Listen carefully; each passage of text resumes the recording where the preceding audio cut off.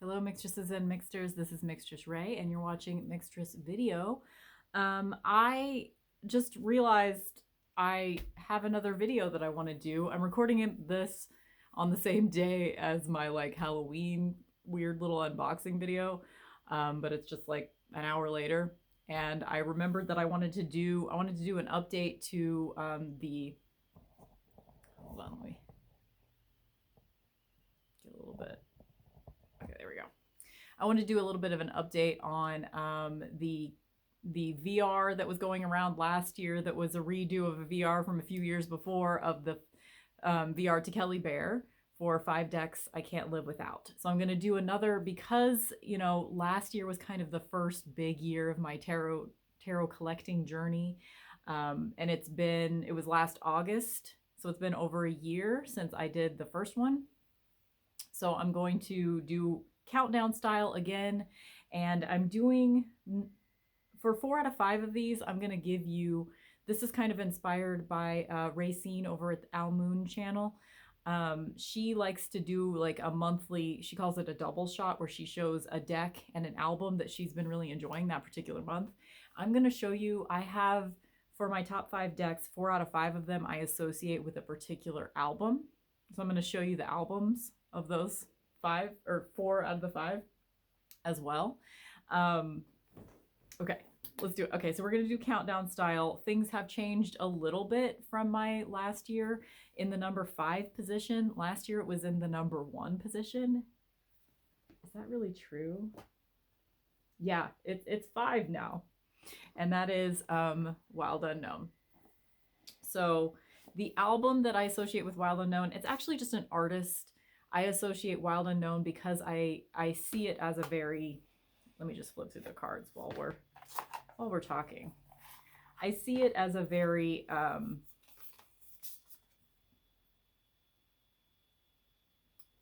where's it gonna focus?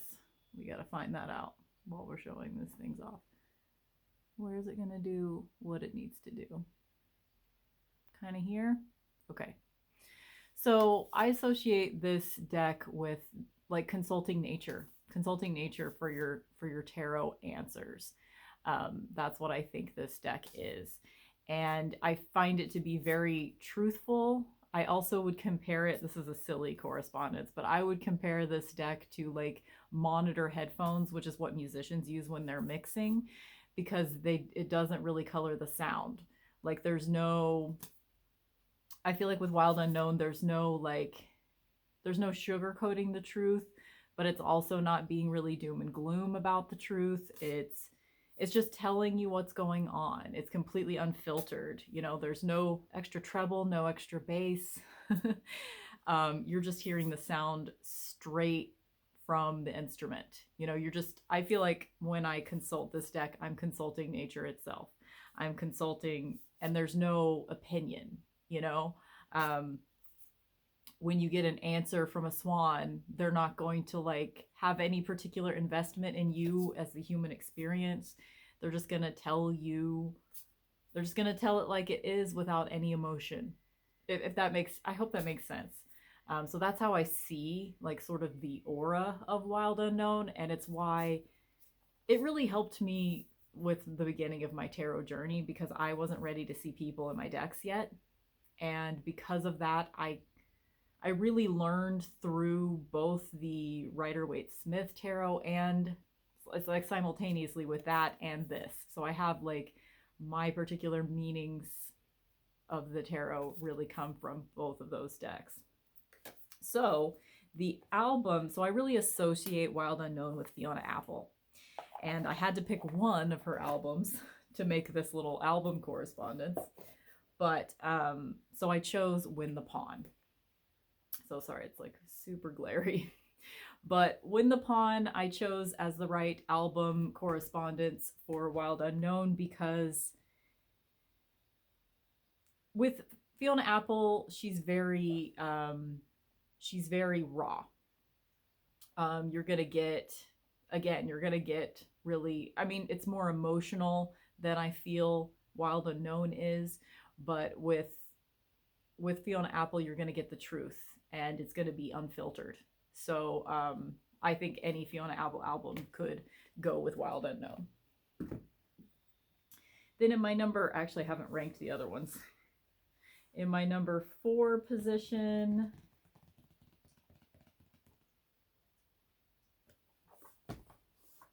I'm going to go with just the traditional Rider-Waite-Smith. I keep it in this little bag right now. I'm always putting it in different places. Do I have it in order right now? Oh, I just have the Major Arcana in order because of my Major Arcana video that I was doing yesterday. But the reason why this is still on my list is because, you know, I mean, you guys have seen these cards. I don't need to show you Smith-Waite. I just have like the same one that I had last year in my top 5. It's a vintage. I think it's from the 80s. It could be from the 90s, but it's really great, like real buttery cardstock. And anyway, what to say about this deck? Because I am an RWS girl, I have had tarot in my life since I was a teenager, but I didn't actually learn it until last year. And it was because of, like I said before, it was because of Wild Unknown and because of Rider-Waite-Smith. So there's a certain level of like respect and appreciation. This is an easy deck to go to. Like, I know it so well at this point, and so many people know it so well. I have some clients that only want to work with this deck. And so it is one that's very easy to just pull out. And again, it kind of has that sort of unfiltered quality that Wild Unknown does. Like, it will tell you exactly what's up without being too emotional about it. You know, you can get pretty straight up answers with this deck without a lot of, I mean, I don't say this in a bad way, but without a lot of personality. And I really like Pixie's art is kind of like bad, but also good. Like, I definitely am not as good of an artist as her, but sometimes it's just like, what is that lumpiness in the King of Wands? Like his side right here. Like, why is it so lumpy? Like, there's just like little things here and there in this deck that's just like, what's happening? But anyway, I don't have an album associated with this deck because this deck for me is just, it's all the things. Like, it's flavorless. Like, you can add it's like tofu. It doesn't have a flavor on its own. I mean, that's not really true, but it can be anything. Like, this deck is anything that you need it to be, and it's timeless, you know? So that is in my number 4 position of 5 decks I can't live without, 5 tarot decks I can't live without.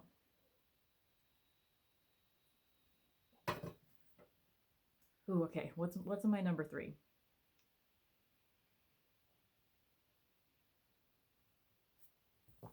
Okay. Modern Witch. Modern Witch is going to be in my number 3 position. I almost left out the Smith-Waite in my top 5 because I feel like Modern Witch is so, this is the German version, by the way. I almost left out Smith-Waite because I knew the Modern Witch was going to be on my top 5, and it's such a straight up modern version of the RWS that it almost didn't seem like I needed to have both of these decks on my top 5, but I'm not ready to exclude the RWS deck from my top 5 yet.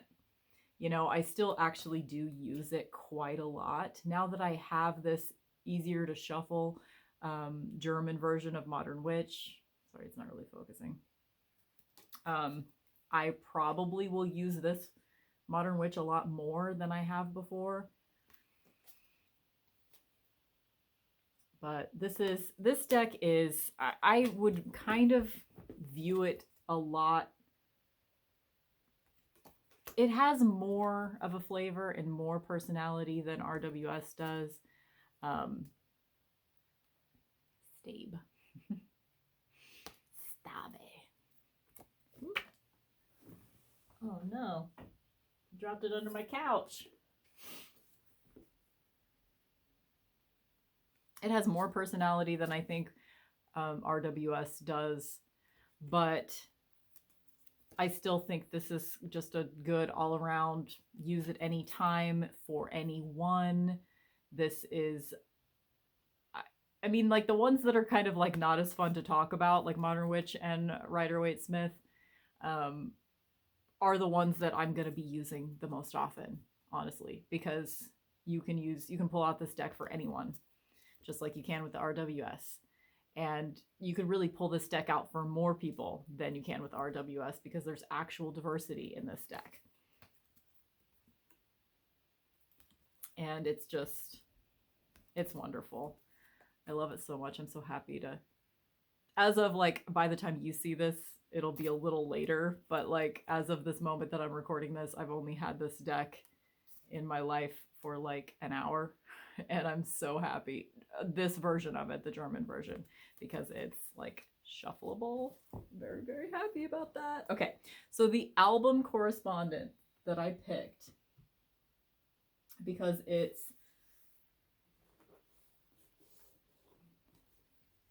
Cibo Matto, Viva la Woman, to go with Modern Witch. And honestly, I picked it because this is one of my top 5 favorite albums of all time, and because just next to each other, they look great. The like sort of woman power energy of both of these things, I think, go well together. This album is, again, this is one of my top 5 albums of all time. I wouldn't even know how to describe it to you because it's just everything to me. So that's kind of a weird correspondence. I made this particular album correspondence like 2 seconds before pressing record, so it doesn't really make sense except that they look nice next to each other. And for me personally, I can listen to this album any day forever. So, and I can also use this deck any day forever. So in that sense, they go together. Okay.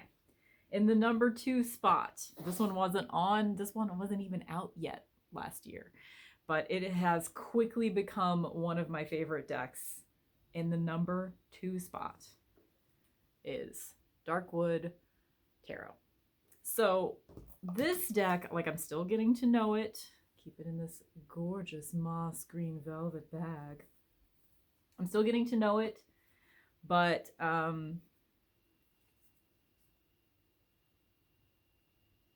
be harder to focus on this one because it's shiny. God, what do I say about this deck? It's everything I wanted Tarot of Vampires to be for me. Sorry, it's bad. Come on, honey. Do you want to focus at all? What about over here? You want to focus over here? Sorry, this isn't gonna look good.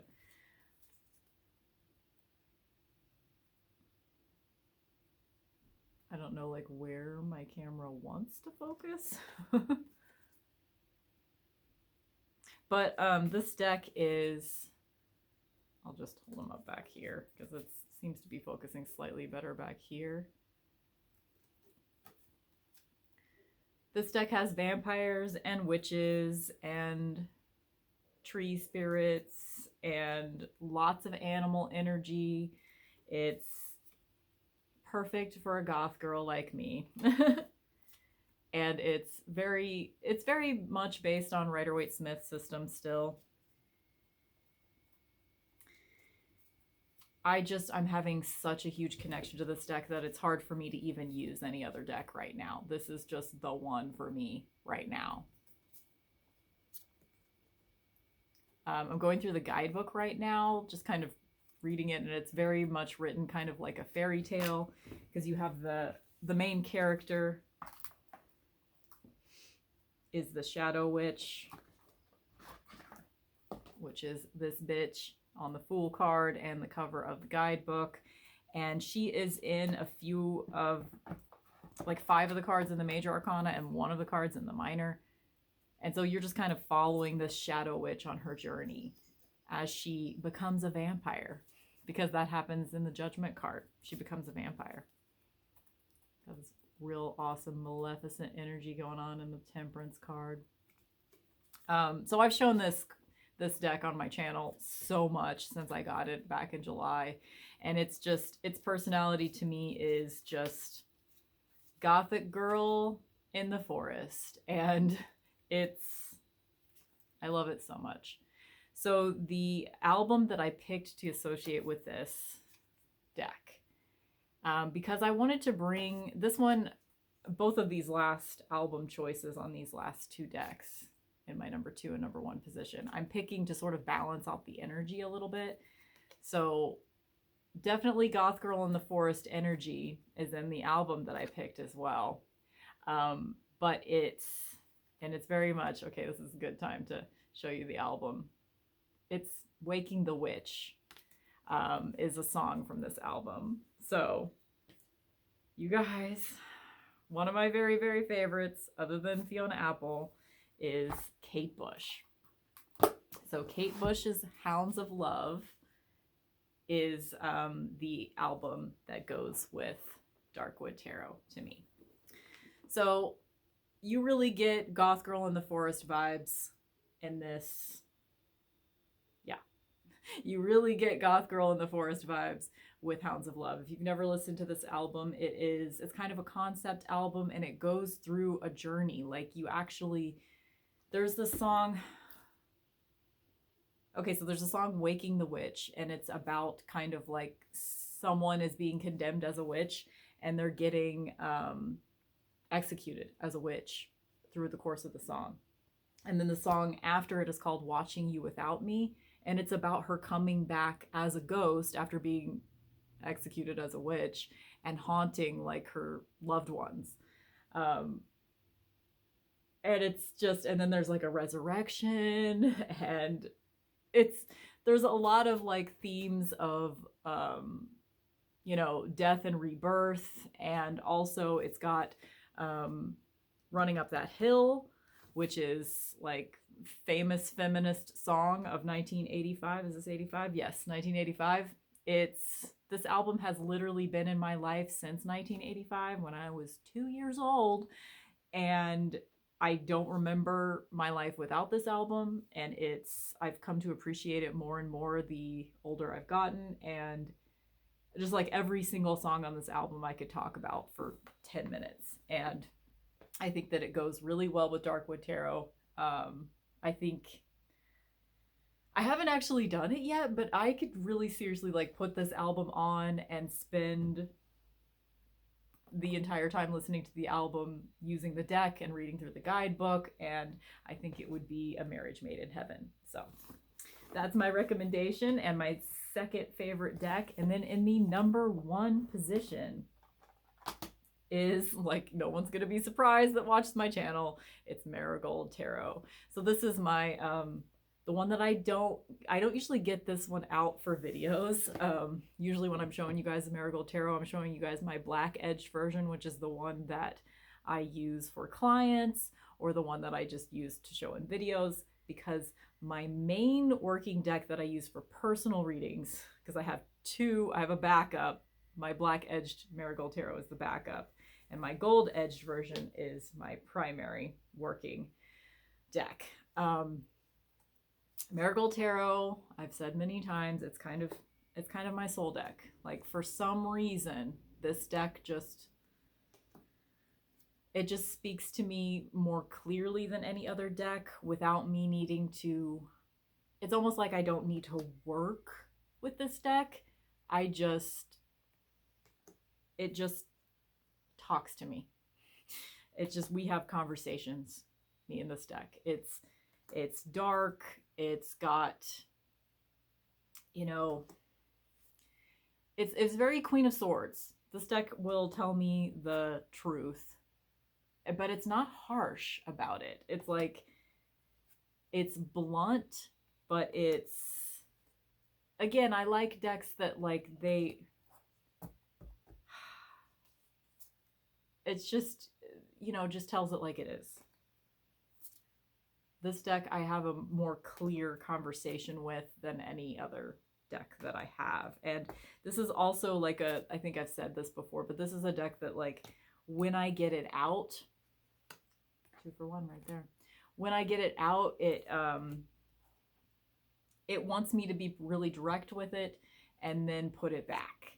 So I don't use this deck. Sometimes I try, but I can't use this deck for like daily draws. This deck doesn't want to be out. This deck wants to be, I have it in a box that it likes me to get it out, ask it some questions, have a conversation, and then very respectfully put it back in its bag and put it back in its little box. It doesn't want to be out with the other decks. It doesn't want to talk to the other decks. It doesn't want to be close to the other decks. It only wants to talk to me. It's weird. I don't like to personify my decks that much, but this deck feels like that to me. This deck really feels like it doesn't want to work with other decks. It doesn't want to be around other decks. Favorite lovers card ever. I always have to point that out when I see it. It's just everything. I don't get it out that much because it wants me to respect it. But I love it. I love it. I just do. I don't even know how to explain it. It's just I have a relationship with this deck. So, beautiful bag too that you can get on Amrit Brar's website. The album that goes with this deck, and this is one I'm really trying to balance the energy. So this deck is very like blunt and true, and the goddess that I would associate with Marigold Tarot is Kali. It's like sacred destruction. You know, this deck is really good at telling you what to get rid of in your life, what it should no longer be there, things like that. This deck is good for breakups. This deck is good for just uncomfortable anything, you know? This deck doesn't want to talk about simple things. But one of the things this is a very air deck. I think it's a little bit lacking in emotional resonance, a little bit. So to balance out that emotional resonance, I chose as the album Chelsea Wolfe's Abyss. Sorry, let's like glare from every angle. Let me just take it out of the case. How about that? I don't have this one on vinyl. So Chelsea Wolfe's Abyss is about sleep paralysis. It's kind of a concept album about sleep paralysis. And it's very dreamlike, and its element is very water. I mean, like you see her personal abyss is floating in water, you know? So this album is it's very emotionally connected. It's very dreamlike. It's very much in the fantasy realm, which I would not say that Marigold Tarot is in a fantasy realm at all. This is probably my most real deck. So I like a little bit more fantasy in my life. So to balance it out, I chose Chelsea Wolfe's Abyss as the album that is also very like, the thing that they have in common is that they're both very gothic, very dark, very much comfortable with darkness. And this is just the more emotional response to that darkness, and this is the more air, truth, Queen of Swords response to that darkness, if that makes any sense at all. I'm not good at describing music, or I'm not really good at describing the reasons why I like anything that I like, so it's a great thing that I have a YouTube channel, right? Anyway, thank you guys. Again, that's my top 5 decks I can't live without. Number 5, Wild Unknown. Number 4, good old Smith Waite. Number 3, Modern Witch. Number 2, Darkwood Tarot. New, almost like it really, I am getting along with it pretty much as well as I do with Marigold. It's just a different vibe. This is the more fantasy vibe. Anyway, I love all these decks. I just wanted to I probably will do this once a year, my top 5 decks, unless they just don't change. And then, you know, there's no reason to do it, I guess. But those are the 5 decks I can't live without. Thank you guys for joining me.